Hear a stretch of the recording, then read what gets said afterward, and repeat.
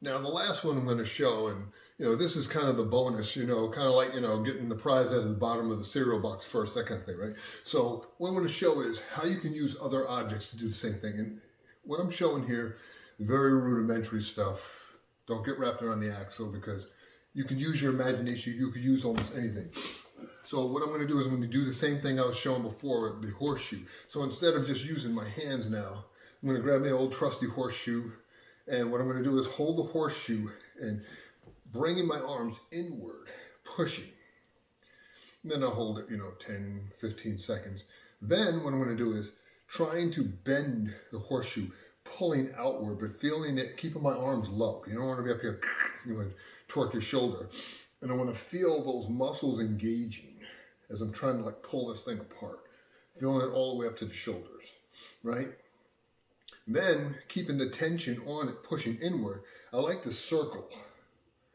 Very similar to what, the Grandmaster showed of how his hands would move like this. So I'm just kind of circling just to get this feel, just in different directions, even doing the figure eight, whatever, But the idea is I'm keeping the tension. I'll even go forward and back, or pushing back and forth. And I just play around with it, but what I'm doing is I'm trying to find as many different positions as possible. I mean, within reason, of course, you don't want to torque your shoulder, as I'm developing the strength in those muscles. I'll even take it and hold it, kind of like I'm doing some, like I'm posing in a bodybuilding competition, using the tension, but also the leverage of the horseshoe to allow me to really feel the strain in the bicep, but only using about 3/4 tension, so I don't end up tearing a bicep or something like that.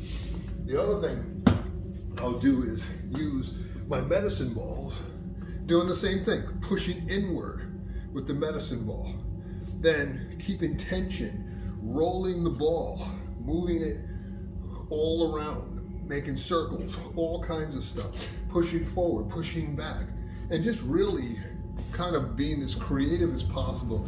The idea is to develop in the muscles, in the central nervous system, just the strength and coordination necessary so that when you're in the middle of the melee, because you don't know what you got to do, reach behind, grab somebody, throw them down, kick them in the face, whatever you got to do, that the first time you start doing something where you're stressing your muscles out isn't when you're in the middle of the fight.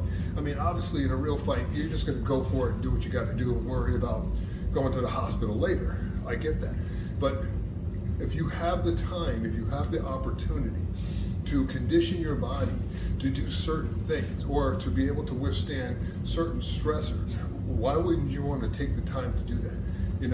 Why learn how to punch correctly but not develop the strength, the timing, the speed, and the muscles to be able to do it more efficiently with more power?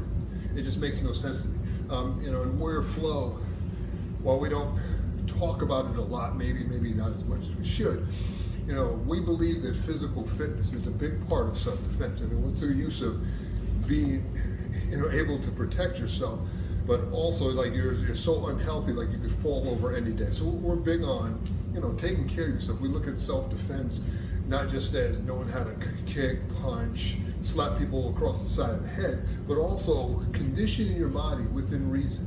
Whatever you can do, so that you always have the ability to do whatever it is you feel you need to do, and that the last thing you're worried about is getting injured. So hopefully this, kind of enlightens you on some stuff that my masters used to do contrary to what people would believe, or have been told, but just gives you some ideas of some stuff you can do for yourself.